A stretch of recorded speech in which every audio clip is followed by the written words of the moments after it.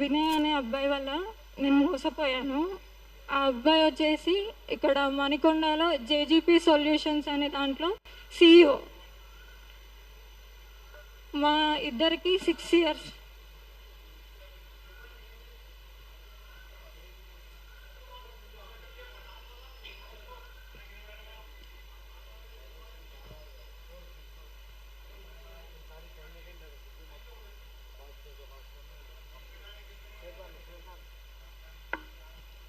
ఆ అబ్బాయిది జేజీపీ సొల్యూషన్స్ అని డిజిటల్ మార్కెటింగ్ సర్వీస్ మణికొండలో ఉంటుంది. గూగుల్లో అయితే మనకు మణికొండ తారానగర్ దగ్గర చూపిస్తుంది. ఆ అబ్బాయి నేను ఆన్లైన్ త్రూ పరిచయం అయ్యాను. అంటే జాబ్ పర్పస్లో నా ప్రొఫైల్ తనకి వెళ్ళడం వల్ల మా ఇద్దరికి రిలేషన్షిప్ అనేది ఏర్పడింది. జాబ్ గురించి పక్కకు పెడితే టోటల్గా ఆయనతో రిలేషన్లోకి మూవ్ అయిపోయాను నేను. ఇంకోటి ఏంటి అంటే స్టార్టింగ్ నుంచి ఆ అబ్బాయి నాతో రిలేషన్లో ఉన్నప్పుడు కూడా నన్నే పెళ్లి చేసుకుంటామని చెప్పాడు. ఆ అబ్బాయికి నా పరిచయం ముందే కార్ యాక్సిడెంట్ కూడా అయింది. ఆ విషయం కూడా నాకు చెప్పలేదు తను. నాకంటే ముందు కూడా ఒక 2 members లవ్ చేశాడు. అది కూడా హిందూ అమ్మాయిసే వాళ్ళు కూడా. ఈ అబ్బాయి వచ్చేసరికి వాళ్ళ ఫాదర్ బ్రాహ్మణ్ అని చెప్తాడు, వాళ్ళ అమ్మనేమో క్రిస్టియన్. అసలు ఈ అబ్బాయి ఏ క్యాస్ట్ అనేది కూడా ఆయనకు కూడా క్లారిటీ ఉందో లేదో తెలియదు. SC అని ఉంటుంది సర్టిఫికెట్లలో మాత్రం. చర్చ్కి వెళ్తాడు, టెంపుల్స్కి కూడా వెళ్తాడు. రీసెంట్గా ఇప్పుడు జరిగిన ఇన్సిడెంట్ వల్ల ఏంది అంటే నేను ఆ అబ్బాయి మీద FIR కూడా ఫైల్ చేశాను. ఎందుకంటే 6 years నుంచి నాతో రిలేషన్ పెట్టుకొని నాకు 2 times ఆ అబ్బాయి వల్ల ప్రెగ్నెన్సీ వచ్చింది. ఫస్ట్ టైం 2023లోనే అబార్షన్ చేయించాడు పిల్స్ వేయించి. రీసెంట్గా మిస్క్యారేజ్ అయిపోయింది నాకే. ఎందుకంటే స్ట్రెస్ వల్ల దానివల్ల నాకు మిస్క్యారేజ్ అయిపోయింది. ఆయనకి ఇప్పుడు అంటే ఈ ఇయర్లోనే 26 Marchలో విజయవాడకు సంబంధించిన అమ్మాయి విజయలక్ష్మి అని ఆన్లైన్ త్రూ పరిచయం అని చెప్పాడు. ఆ అమ్మాయి కూడా సేమ్ క్యాస్ట్ వచ్చేసరికి 26 Marchన ఎంగేజ్మెంట్ చేసేసుకున్నాడు. ఇప్పుడు నా లైఫ్ ఏంది అని అడిగితే ఏం సమాధానం లేదు. ఇన్స్టాగ్రామ్, వాట్సాప్, ఫేస్బుక్ అన్నీ కూడా డిలీట్ చేసేసుకున్నారు. ఇద్దరు కలిసి డిలీట్ చేసేసుకున్నారు. ఆ అమ్మాయికి కూడా నాతో ఉన్న రిలేషన్ తెలుసు కూడా. ఇప్పుడు ఆ అమ్మాయి ఎందుకు చేసుకున్నావంటే నేను ఆడపిల్లనే కదా, నాకు అందరి ముందు ఆ అబ్బాయితో ఎంగేజ్మెంట్ అయింది, ఇప్పుడు నా జీవితం ఏం కావాలని ఆ అమ్మాయి క్వశ్చన్ మార్క్ పెడుతుంది. మరి 2 times ప్రెగ్నెన్సీ అయినా మరి నాకు ఎట్లాంటి అన్యాయం జరిగిందో ఆ అమ్మాయికి తెలియదా? పెళ్ళికి ఎలా రెడీ అయింది ఆ అమ్మాయి? ఈవెన్ నా రిలేషన్ తెలిసి కూడా రెడీ అయింది. ఇంకోటి ఏంటంటే ఈ మ్యాటర్ అంతా కూడా ఆ అమ్మాయి వాళ్ళ ఇంటి సైడ్ తెలియదు. ఎందుకంటే ఆ అమ్మాయిది విజయవాడ, జరిగిందంతా ఇక్కడ హైదరాబాద్లో అయింది. నేను రీసెంట్గా 18th April మాదాపూర్ స్టేషన్లో కేసు కూడా ఫైల్ చేయించా. ఆ అబ్బాయి ఇప్పుడు జైల్లో ఉన్నాడని తెలుసు, బట్ ఇంకా రిమాండ్లో ఉన్నాడా లేదా అని నాకు క్లారిటీ లేదు. మొత్తానికి నేనైతే ప్రేమ పెళ్ళి ఈ వర్షంలో అబ్బాయితో బాగా నమ్మి, ఇంకోటి ఏంటంటే 6 months ఆ అబ్బాయికి బెడ్ రెస్ట్లో ఉన్నప్పుడు కూడా నేనే చేశాను. నా హాస్టల్ వెనకాలే ఉంటుండే అబ్బాయిది రూమ్ కూడా నేనే వెళ్ళేదాన్ని, వంట చేసేదాన్ని, ఆ అబ్బాయికి ఈచ్ అండ్ ఎవ్రీ వన్ కూడా చేసేదాన్ని. నా దగ్గర అమౌంట్ కూడా తీసుకున్నాడు. దగ్గర అది 3 lakhs వరకు అవుతుంది. కౌంట్ కూడా చేసాము మేము స్టేషన్లో. మీ నుంచి నాకు ఏంది సపోర్ట్ అంటే కోర్టు, లాయర్లు వీటికంటే ఎక్కువ మీడియాది ఎక్కువ బాగా సపోర్ట్ ఉంటుందని అనుకుంటున్నాను ఇట్లాంటి విషయాలలో. ఆ అబ్బాయి మాత్రం చేసింది కరెక్ట్ కాదు. ఇప్పుడు న్యాయం ఏంది?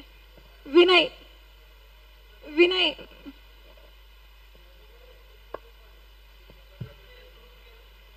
మాదిగ వినయ్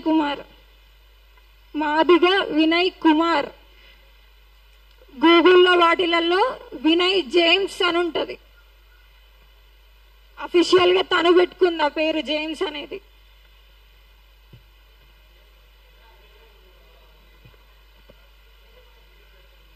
కేసు రీసెంట్గా నేను ఆయనకు అడిగి అలసిపోయి ఆయన నుంచి ఏ జరగకుండా అంటే ఏ రెస్పాండ్ వస్తలేదైతే ఇంకెళ్ళి డైరెక్ట్ కేసు వేసాను. April 18th అయింది కేసు. April 18.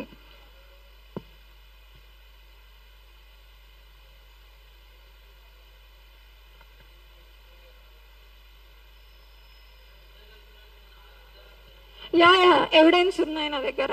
ఆయన పంపించిన పిల్స్ ఫొటోస్ కూడా ఉన్నాయి. 5th October 2023కి నాకు అబార్షన్ అయింది.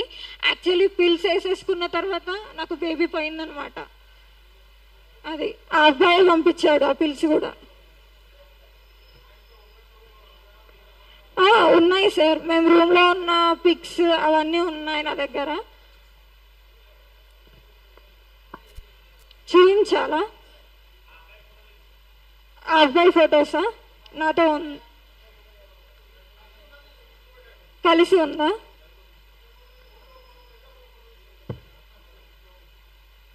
నేను మీకు ఫార్వర్డ్ చేయొచ్చా సపరేట్గా, ఇఫ్ యూ డోంట్ మైండ్? ఒకటి ఏంటి అంటే, ఆ అబ్బాయిది మార్కెటింగ్ సర్వీస్ కదా అన్న. ఆ అబ్బాయి ఆన్లైన్ క్లాసెస్ కూడా చెప్తాడనమాట, డిజిటల్ క్లాసెస్ అనమాట. ఈ డిజిటల్ మార్కెటింగ్ సంబంధించి చాలా క్లాసెస్ చెప్తాడు.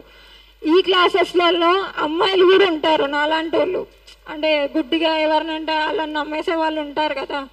ఆ అబ్బాయి ఒకవేళ బయటకు వచ్చిన తర్వాత ఆయన ఏజెన్సీ ఏం ఆపుకోడు కదా నా కోసం అని చెప్పేసి. పెళ్లి చేసుకోవడానికి రెడీ ఉన్న ఆయన ఇంకొక అమ్మాయిని చీట్ చేయడానికి రెడీ లేడని నేను ఎట్లా చెప్తాను? బయటకు వచ్చి ఇంకొక అమ్మాయిని చీట్ చేయకముందే నేను ఈ ప్రెస్ మీట్ పెట్టాలని అనుకున్నా, అందుకనే పెట్టాను. ఎందుకంటే మీ ద్వారా జనాలందరికీ తెలుస్తుంది ఆ అబ్బాయి ఏంటి అనేది. ఫ్రెండ్స్కి, రిలేటివ్స్కి ఆ అబ్బాయి మొత్తం సాఫ్ట్ సైడ్ మాత్రమే తెలుసు. ఇట్లా ఒక అమ్మాయిని చీట్ చేసిండు, అబార్షన్ చేసిండు, ఇవి తెలియదు. రీసెంట్గా వాళ్ళ ఫ్రెండ్స్కి కూడా నేను చెప్తేనే తెలిసింది ఆయన ఇట్లా అని చెప్పేసి. వాళ్ళు కూడా షాక్ అయ్యారు. స్టేషన్కి వచ్చినప్పుడు చెప్పాను వాళ్ళ ఫ్రెండ్స్ అందరికీ. సార్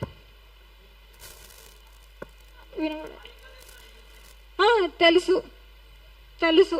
వాళ్ళ అమ్మకి నేను ఫోన్ చేసి కూడా చెప్పాను, ఆంటీ ఇలా అయింది అంటే, నువ్వు చస్తే చావు, మాకేం సంబంధం, మా కొడుకుకి నీకు ఏం సంబంధం లేదని మాట్లాడింది వాళ్ళ అమ్మ. రికార్డింగ్స్ నేను చేసుకోలేదన్నా, లీగల్ దాకా వస్తుందని. కర్నూలు వాళ్ళు ఇప్పుడు రెంటల్లో ఉంటున్నారు. గద్వాల్ దగ్గర ఎర్రవల్లి వాళ్ళ సొంత ఊరు.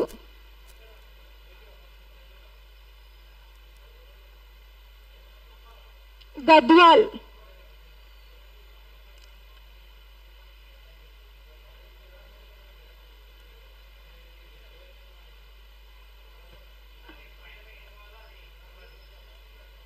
ఒకటి అన్న, వాడి గురించి అందరికీ తెలియాలి. ఏంది అంటే, ఇంకొక అమ్మాయి నమ్మి నాలాగా మోసపోవద్దు. ఇంకోటి ఏంటంటే, ఆ ఎంగేజ్మెంట్ చేసుకున్న అమ్మాయి ఉంది చూడండి, వాళ్ళిద్దరు కూడా ఏం చార్జ్ చేసుకున్నారు నా గురించి అనేది నాకు క్లారిటీ కావాలి. ఎందుకంటే ఆ అమ్మాయి అన్ని తెలిసి ఎంగేజ్మెంట్కి రెడీ అయ్యి ఎంగేజ్మెంట్ రాకపోయింది అంటే ఆ అమ్మాయి ఏమన్నా వాడితోటి ముందుకెళ్ళిందా? మరి నా గురించి అంతా తెలిసి చేసుకుందంటే ఎవరైనా అమ్మాయిలు చేసుకోరు కదా. ఇట్లా ఒక అబ్బాయి ఒక అమ్మాయిని చీట్ చేసిర్రంటే ఆ అమ్మాయి కూడా ఒక రకంగా ఇన్వాల్వ్ అయ్యి కదా నా దాంట్లో, నా జీవితం నాశనం కావడానికి. నా గురించి ఆ అమ్మాయికి ఏం చెప్పాడు? జస్ట్ నేను ఫ్రెండ్ అని చెప్పిండంట. ఆ అమ్మాయితో కాన్ఫరెన్స్ కాల్ కూడా మాట్లాడిచ్చాడు ఆ రోజు.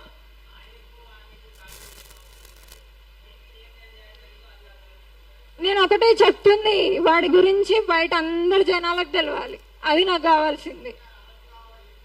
అరెస్ట్ అయ్యాడు, నేను పెట్టాను కదా కేసు. అరెస్ట్ అయ్యాడు, లోపల ఉన్నాడు. బయటకు వచ్చిన తర్వాత ఇంకొక అమ్మాయి ఇట్లా కావద్దని. బయటికి వచ్చాడో లేదో నాకు తెలియదు అన్న.